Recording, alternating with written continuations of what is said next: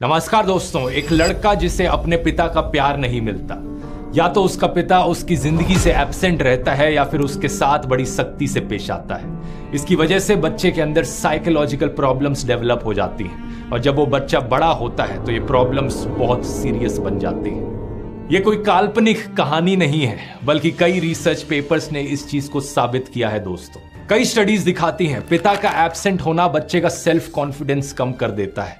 दूसरी कुछ स्टडीज दिखाती हैं हार्श पेरेंटिंग यानी बच्चों के साथ सख्ती से पेश आना उनके अंदर एग्रेसिव बिहेवियर जगा सकता है।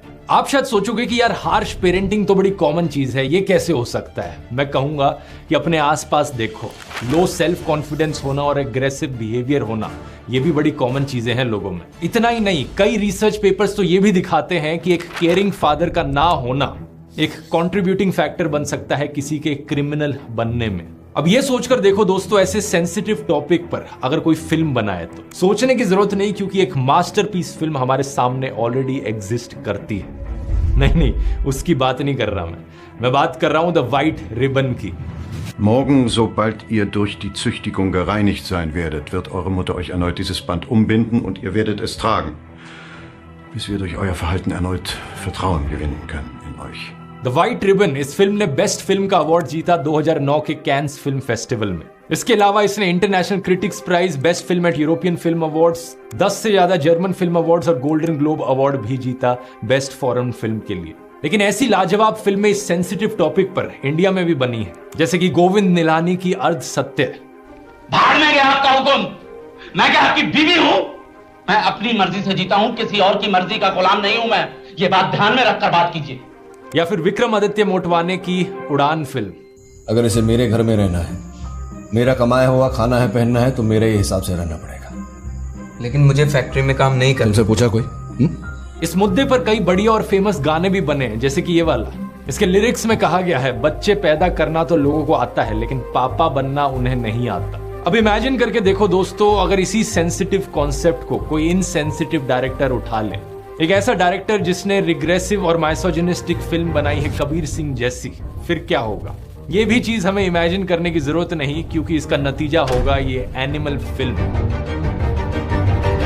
बॉलीवुड ने घटिया फिल्में तो बहुत बनाई हैं, लेकिन ये एनिमल फिल्म बड़ी खास है। मेरा मानना है कि ये एक ऐसा क्रिंज फेस्ट है जो हमारे समाज के लिए कैंसर है। इस बात को सुनकर कुछ लोगों का इंस्टेंट रिएक्शन होगा कि इस तरीके से एग्जैजरेट करना बंद कर, फिल्म ही तो है, इतना वोक बनने की जरूरत नहीं। और वैसे भी इसके अलावा कितनी वायलेंट फिल्में आई हैं, gangs of Wasseypur, kill bill, pulp fiction, उन फिल्मों का क्या? और वैसे भी फिल्म में वायलेंस देखने से कोई खुद से वायलेंट थोड़ी ना बन जाता है। डायरेक्टर की अपनी इंडिविजुअल मोरालिटी होती है, उसका अपना सब्जेक्टिव ओपिनियन होता है। तुम किसी फिल्म को ऐसे क्रिंज फेस्ट कैंसर कैसे बोल सकते हो? मैं कहूंगा रुको जरा, सब्र करो, सब कुछ समझाऊंगा अच्छे से आपको इस वीडियो में। और ना सिर्फ इस एनिमल फिल्म की प्रॉब्लमैटिक चीजों के बारे में, बल्कि इसके अराउंड जो पूरा माहौल बना हुआ है यहाँ पर, अल्फा मेल्स, फेमिनिज्म, इस सारी चीजें समझते हैं आज के इस वीडियो में।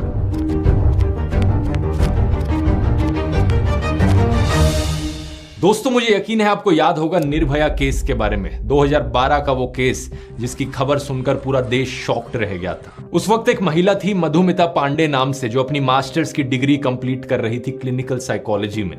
एक सवाल उनको बड़ा सता रहा था, कोई भी इंसान ऐसा घिनौना काम कैसे कर सकता है?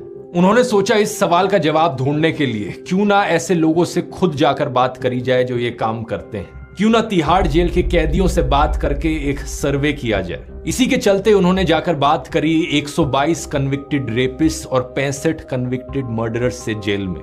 बात करते वक्त इन्होंने एक बड़ा क्लियर डिफरेंस देखा। जो मर्डरर्स थे, ज्यादातर मर्डरर्स में कुछ हद तक रिग्रेट की फीलिंग थी, उन्हें अफसोस था कि उन्होंने किसी की जिंदगी तबाह कर दी है। कुछ को ज्यादा अफसोस था, कुछ को कम अफसोस था, लेकिन ज्यादातर मर्डरर्स में कोई ना कोई डिग्री ऑफ रिग्रेट जरूर था। लेकिन जब उन्होंने रेपिस्ट से जाकर बात करी, उनमें से ज्यादातर के मन में कोई भी रिग्रेट की फीलिंग नहीं थी, कोई अफसोस नहीं था। यही चीज हमने उस डॉक्यूमेंट्री में भी देखी थी, निर्भया कांड पे बनाई गई जो डॉक्यूमेंट्री थी इंडियाज डॉटर। इसमें रेपिस्ट का जब इंटरव्यू किया गया तो उन्होंने कहा कि लड़की बाहर क्यों गई थी रात को इतनी लेट अपने बॉयफ्रेंड के साथ, उन्हें उसे सबक सिखाना था। इंटरव्यू में ये चीज बड़ी क्लियर थी कि उन्होंने जो किया उन्हें उस चीज का कोई रिग्रेट नहीं था। ये देखकर मधुमिता के मन में सवाल आया कि इसके पीछे क्या कारण हो सकता है। ये रेप कॉन्विक्ट्स क्यों अफसोस की कोई फीलिंग नहीं दिखाते। इन्होंने 2 क्वेश्चन करवाए उनसे, MMIS multicultural masculinity ideology scale और एक एटीट्यूड टुवर्ड्स वुमेन टेस्ट। इन सवालों के जवाब दिए तो पता चला कि इन लोगों की जो राय है औरतों के बारे में वो हाईली रिग्रेसिव है, बहुत ही पिछड़ी हुई सोच है औरतों को लेकर। मधुमिता की रिसर्च इकलौती नहीं थी इस चीज को लेकर, ऐसी ही रिसर्च इंडिया के बाहर भी बहुत करी गई है। सूजन ब्राउन मिलर ने अपनी 1975 की book against our will men women and rape में यही चीजें बताई थी। इन्होंने अपनी किताब में लिखा कि रेप डराने का, इंटिमिडेशन का एक प्रोसेस है। अक्सर रेपिस्ट अपनी पावर एक्सर्ट करना चाहते हैं कि वो ऊपर हैं, औरतें उनके नीचे हैं। सूजन के अलावा रिचर्ड जॉनसन, डैनियले कुज़मेनो, रेबेका विस्नेंट जैसी कई रिसर्चर्स की यही फाइंडिंग्स रही हैं कि बलात्कार का कारण एक अत्यधिक यौन की इच्छा नहीं होती, बल्कि बलात्कारी 3 प्रकार के होते हैं। पहले वो जो अपनी शक्ति का प्रदर्शन करना चाहते हैं, दूसरे वो जो क्रोध निकालने के लिए ये करते हैं, और तीसरे जो सेडिस्ट क्रूर लोग होते हैं। लेकिन इन तीनों में कॉमन बात यह है कि ये सब के सब औरतों को अपने से इंफीरियर मानते हैं। अगला सवाल ऑब्वियसली यहां पर ये उठता है कि ऐसी रिग्रेसिव सोच आती कहां से है, और इसका सही जवाब है दोस्तों हर जगह से। एक कहावत है जो यहां अक्सर कही जाती है, a man is the product of his environment. इसका मतलब है कि एक आदमी का बिहेवियर, उसकी पर्सनैलिटी, उसकी आइडेंटिटी उसके आसपास के माहौल को देखकर बनती है, और ये माहौल हर चीज से बनता है। पेरेंट्स जिस तरीके से आपका ख्याल रखते हैं, आपके रिलेटिव्स का जो बर्ताव होता है आपको लेकर, आपके स्कूल में जो टीचर्स जिस तरीके से बिहेव करते हैं, आपके दोस्त जिस तरीके के होते हैं, बाकी और जो आप एक्सपीरियंस करते हो अपने आसपास के एनवायरनमेंट में। इसके अलावा मास मीडिया का भी एक बड़ा फैक्टर रहता है। जो खबरों में आप सुनते हो, जो किताबें आप पढ़ते हो, जो रेडियो में आप सुनते हो, जो टीवी पर एड्स आप देखते हो, सोशल मीडिया पर जो आप चीजें देखते हो, जो गाने आप सुनते हो और जो फिल्में आप देखते हो, इन सब चीजों का एक असर पड़ता है जिससे कि एक इंसान की आइडेंटिटी बनती है, उसका बर्ताव दिखता है। कुछ चीजें आपके कॉन्शियस कंट्रोल में होती हैं जिन्हें आप कंट्रोल कर सकते हो, जैसे कि क्या पढ़ना है, क्या देखना है, लेकिन सभी चीजों का एक सब कॉन्शियस असर पड़ता है आपके दिमाग पर, जिसका आपको शायद पता भी नहीं चलता होगा। अब कुछ लोग इस बात का काउंटर करेंगे ये कहकर कि देखो मैं तो गैंगस्टर की फिल्में देखता हूं, लेकिन मैं तो गैंगस्टर बना नहीं। इस फिल्म के डायरेक्टर संदीप वांगा रेड्डी ने भी सेम आर्ग्यूमेंट दिया था एक इंटरव्यू में। अनुपमा चोपड़ा ने उनसे पूछा कि कबीर सिंह जैसी फिल्मों का समाज पर क्या इम्पैक्ट होता है, तो उन्होंने जवाब में कहा कि उन्होंने गैंगस्टर फिल्में देखी हैं, लेकिन वो तो कोई एक गैंगस्टर बने नहीं उसे देखने के बाद। I grew up watching Gang Leader, Garhana Moguru, Parinda, Ramlakhan, Tezab. And me and my brother never became gangsters after watching Parinda. अब देखो दोस्तों, वही बात है जैसे कुछ लोग कहते हैं ना कि देखो मैं तो डीप फ्राइड छोले भटूरे खाता हूं जिससे कि हार्ट अटैक का रिस्क बढ़ जाता है, कोलेस्ट्रॉल खराब हो जाता है, लेकिन मैं तो अभी जिंदा हूं, मुझे तो कोई हार्ट अटैक हुआ नहीं। पॉइंट यहां पर यह कि एक plate deep fried chole bhature खाने से किसी को हार्ट अटैक नहीं आएगा, लेकिन दिन प्रतिदिन, हफ्ते भर हफ्ते, साल भर साल अगर डीप फ्राइड चीजें खाते रहोगे तो जरूर किसी दिन हार्ट अटैक आ सकता है, और हार्ट अटैक का रिस्क बहुत ज्यादा बढ़ जाएगा अगर हार्ट अटैक नहीं भी आया तो। सिमिलरली अगर कोई कहता है कि मैं तो देखो 1 घंटे के लिए जिम होके आया आज, लेकिन मेरा वेट तो कम हुआ नहीं, यहां बदलाव आता है छोटे छोटे इंक्रीमेंटल चेंजेस से। बूंद बूंद से ही पूरा सागर बनता है। सेम चीज फिल्मों के बारे में भी कही जा सकती है। एक गैंगस्टर की फिल्म देखकर कोई गैंगस्टर नहीं बन जाता, ना ही कोई एक अच्छी फिल्म देखकर महात्मा बन जाता है, लेकिन छोटा छोटा इंक्रीमेंटल चेंज जो आता है वो एड अप होता चले जाता है जिंदगी में, चाहे वो पॉजिटिव हो या नेगेटिव हो। वेट लॉस वाले वीडियो में मैंने ढेर सारे अलग अलग फैक्टर्स की बात करी थी, diet, exercise, sleep, stress free होना। मैंने कहा था वेट लॉस इन सभी फैक्टर्स का एक कॉम्बिनेशन होता है। सिमिलरली एक बच्चे की जिंदगी में अगर सब कुछ अच्छा चल रहा है, उसके पेरेंट्स उसका ढंग से ख्याल रखते हैं, उसके टीचर्स उसे प्यार से पढ़ाते हैं, उसके दोस्त बहुत अच्छे हैं, उसे आदतें हैं अच्छी किताबें पढ़ने की, वो एजुकेटेड है, लॉजिक से सोचता है, इंटेलेक्ट से काम करता है, तो एक प्रॉब्लम फिल्म देखने से कुछ फर्क नहीं पड़ने वाला। लेकिन यही मैं कहना चाहूंगा, एक उल्टा केस इमेजिन करो। एक लड़का है मुन्नू, जिसके घर में उसके पिता उसकी माँ को मारते पीटते हैं। उसकी बहन को बाहर पार्टी करने जाना अलाउड नहीं है, लेकिन उसे खुद अलाउड है। यूट्यूब पर मुन्नू छपरी यूट्यूबर्स को फॉलो करता है जो औरतों को ऑब्जेक्टिफाई करते हैं। ये कहते हैं कि देखो लड़कियों में दिमाग नहीं होता, उनका काम बस घर पे काम करना होता है। इंस्टाग्राम पर मुन्नू एंड्रू टेट जैसे लोगों को फॉलो करता है जो टॉक्सिक मैस्कुलिनिटी और मिसोजिनी के सिंबल बने बैठे हैं। सिमिलर बातें वहीं से भी सुनता है। इसके अलावा जब मुन्नू गाने सुनता है तो गानों में भी यही औरतों की ऑब्जेक्टिफिकेशन सुनने को मिलती है। मैं तो तंदूरी मुर्गी हूं यार, गटका ले मुझे अल्कोहल से। हनी सिंह के गाने, कभी लिरिक्स पर ध्यान दिया है? मैं हूं वुमेनाइजर, मुझसे अकेले में मत मिल, सिलिकॉन वाली लड़की को मैं पकड़ता नहीं, ब्राउन गर्ल से मेरा दिल भरता नहीं, मैं हूं शेर घास चरता नहीं, तू है जानता मैं हूं शिकारी, तुझे खा जाऊंगा सारी की सारी। मुझे लिरिक्स बोलते हुए भी अजीब सा लग रहा है। यूनिसेफ ने अमेरिकन साइकोलॉजिकल एसोसिएशन की एक ये रिपोर्ट पब्लिश करी थी जिसमें बताया कि कैसे मास मीडिया में औरतों की ऑब्जेक्टिफिकेशन उनके खिलाफ वायलेंस का कारण बन जाती है। फिर मुन्नू जब अपने घर में होता है तो पीछे बैकग्राउंड में न्यूज चैनल्स चल रहे होते हैं। वहां वो किसी पॉलिटिशियन को कहते हुए सुनता है कि लड़कों से गलतियां हो जाती हैं, लड़कियों को छोटे कपड़े नहीं पहनने चाहिए, लड़कियों को रात में घर से बाहर नहीं निकलना चाहिए। फिर टीवी पर बीच में जब एड्स आती हैं तो उन एड्स में भी यही औरतों की ऑब्जेक्टिफिकेशन दिखाई जाती है। एक परफ्यूम की एड जिसमें एक लड़की आ रही है और 4 लड़के कहते हैं कि एक एक शॉट ले, लड़की घबरा जाती है और फिर दिखाया जाता है कि ये तो परफ्यूम की बात कर रहे हैं। और इन सब चीजों के बाद जब मुन्नू सिनेमा हॉल में कोई फिल्म देखने जाता है तो उसे एनिमल जैसी फिल्म देखने को मिलती है। एक ऐसी फिल्म जिसमें प्रोटैगनिस्ट अपनी पत्नी का हाथ मरोड़ देता है, कभी गला पकड़ लेता है, कभी उस पर बंदूक तान देता है। कुछ लोग कह रहे हैं कि इसमें कौन सी बड़ी बात है, उसकी पत्नी ने भी तो उसको थप्पड़ मारा।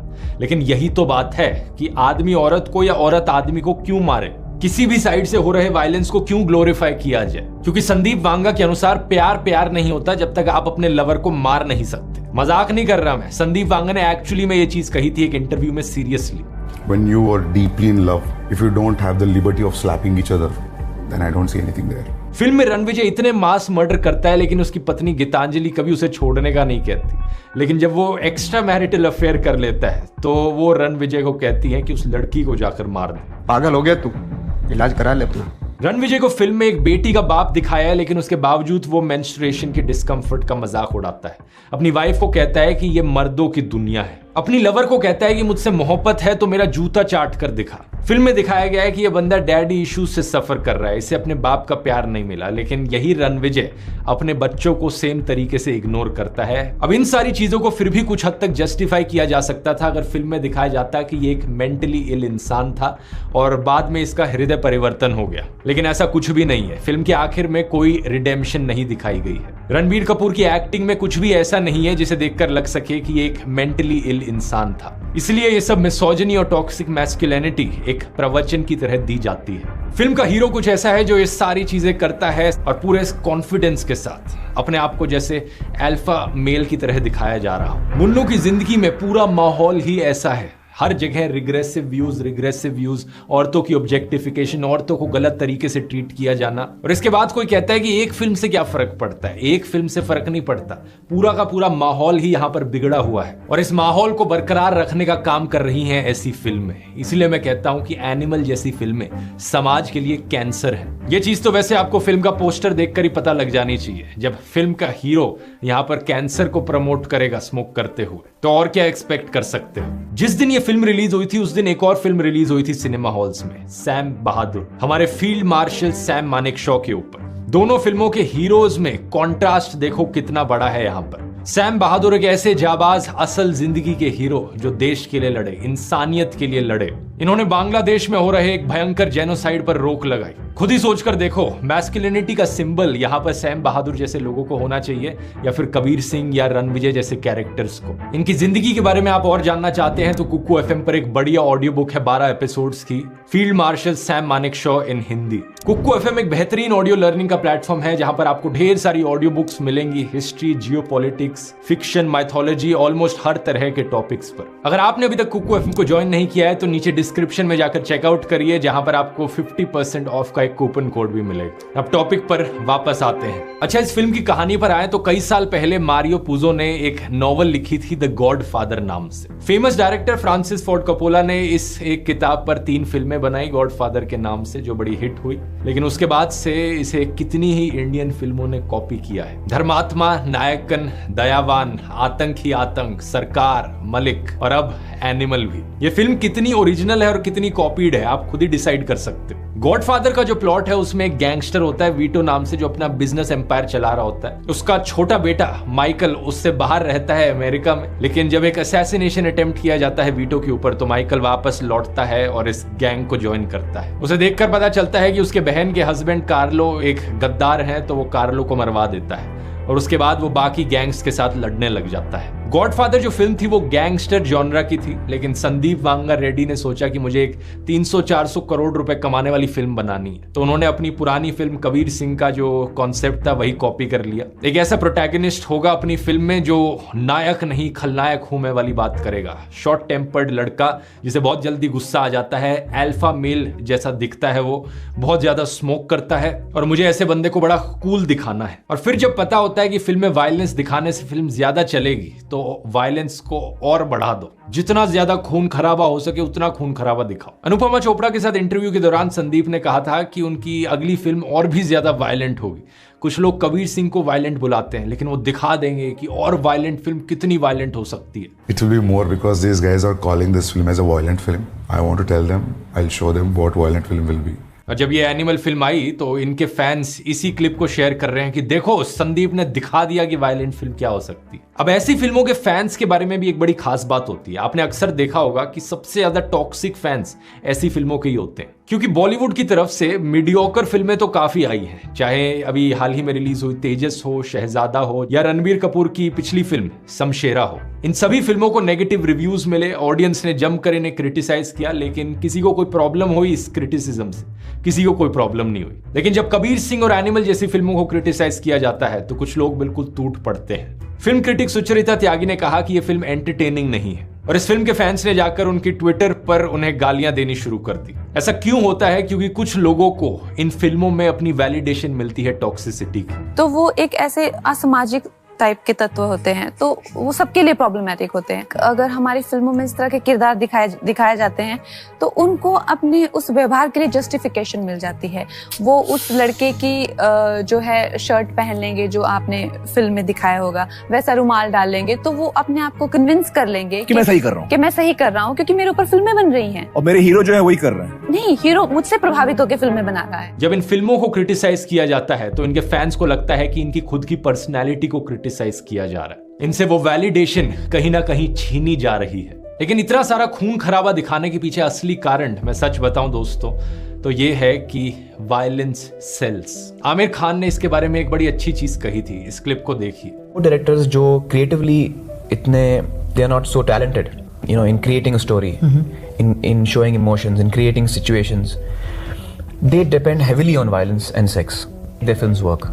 ये बात सिर्फ बॉलीवुड के लिए ही नहीं बल्कि हॉलीवुड के लिए भी एप्लीकेबल है। एक नया जॉनर निकल के आया है फिल्मों का जिन्हें स्लैशर फिल्म या गोर फिल्म्स कहा जाता है।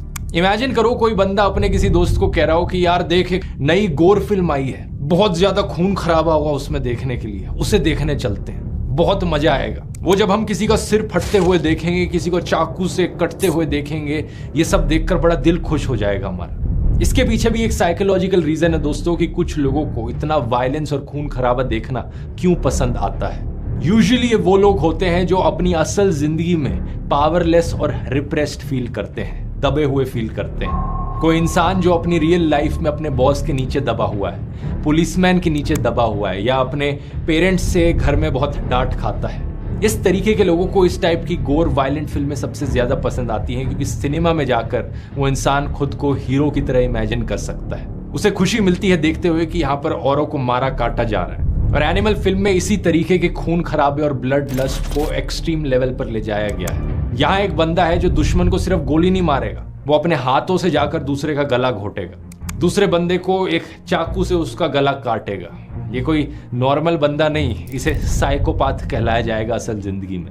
और फिल्म के डायरेक्टर्स ऐसे सीन्स को ग्लैमराइज करते हैं, स्टाइलिश तरीके से दिखाते हैं। इसका नतीजा ये हुआ कि 15 मिनट लंबा कंटिन्यूस सीक्वेंस जिसमें भरपूर खून खराबा दिखाया जा रहा है। किसी ने ट्विटर पर सही कहा इस फिल्म के बारे में, ये film for the animals, of the animals और बाय द एनिमल्स है। अब आमतौर पर कोई भी नॉर्मल इंसान ऐसे कैरेक्टर को देखकर कहेगा कि कोई ना कोई साइकोलॉजिकल प्रॉब्लम है इसे, ये मेंटली इल है।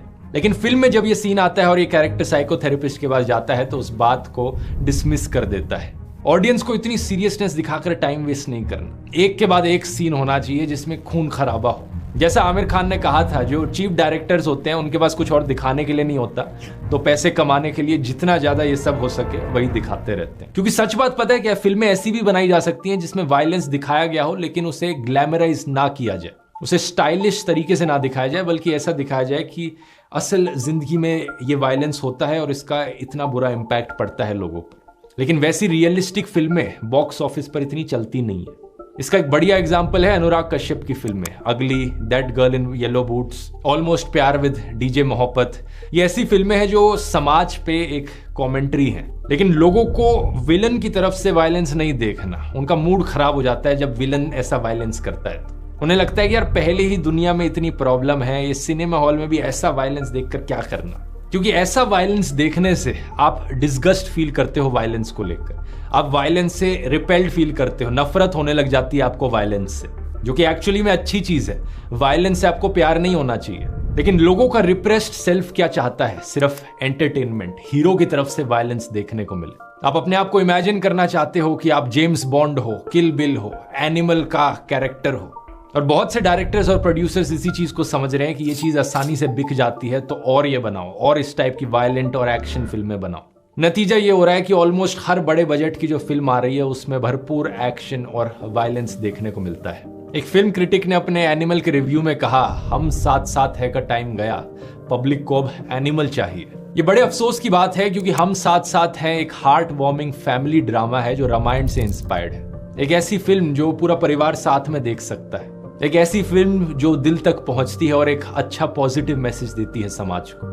रामायण वाले वीडियो मैंने बात करी थी भगवान राम के आइडियल्स को लेकर कि कैसे वो हम्बल और कंपैशनेट हैं, फिट और स्ट्रांग होते हुए। एक ऐसे इंसान को अच्छा मॉडल होना चाहिए हमारी सोसाइटी में मैस्कुलिनिटी का। लेकिन कुछ लोगों को ऐसे मॉडल्स पसंद नहीं है, क्योंकि उनके खुद के अंदर कोई कंपैशन और एम्पैथी नहीं है। और एक इंसान जिसके अंदर कोई कंपैशन नहीं होता, वो इंसान नहीं बल्कि एक जानवर है, लिटरली एक एनिमल है। संदीप बांगा की फिल्म के जो कैरेक्टर्स हैं कबीर सिंह और रणविजय, इनका खुद के ऊपर कोई कंट्रोल नहीं है। कबीर सिंह दारू पीता है, ड्रग्स में एंगेज करता है, रणविजय चिल्लाता है, मारता है, गुस्सा होने पर अपनी बीवी के ऊपर ही एक गन पॉइंट कर देता है। क्या इस तरीके का कैरेक्टर कोई रोल मॉडल बन सकता है क्या? जो रिग्रेसिव छपरी लोग ऐसे कैरेक्टर्स को पसंद करते हैं वो अभी तक अपने आप को माचो मैन कहते थे, लेकिन पिछले कुछ सालों से एक नया शब्द आया है सोशल मीडिया पर इन लोगों के लिए, अल्फा मेल। ये लोग अपने आप को अल्फा मेल कहते हैं। लेकिन अगर आप समझदार हो तो आपको इन चीजों से दूर रहना चाहिए, ऐसी फिल्में नहीं देखनी चाहिए, क्योंकि आपका दिमाग कोई डस्टबिन नहीं है। अपने दिमाग को रिस्पेक्ट करो। और अगर आपके दोस्तों में कोई ऐसा है जो इस तरीके की फिल्में पसंद करता है, उनके साथ ये वीडियो शेयर करो और उन्हें दिखाओ कि इस तरीके की फिल्में कैसे समाज के लिए कैंसर है। वीडियो पसंद आया तो यहाँ क्लिक करके अब आप रामायण वाला वीडियो देख सकते हो, वो भी बहुत पसंद आएगा। बहुत बहुत धन्यवाद।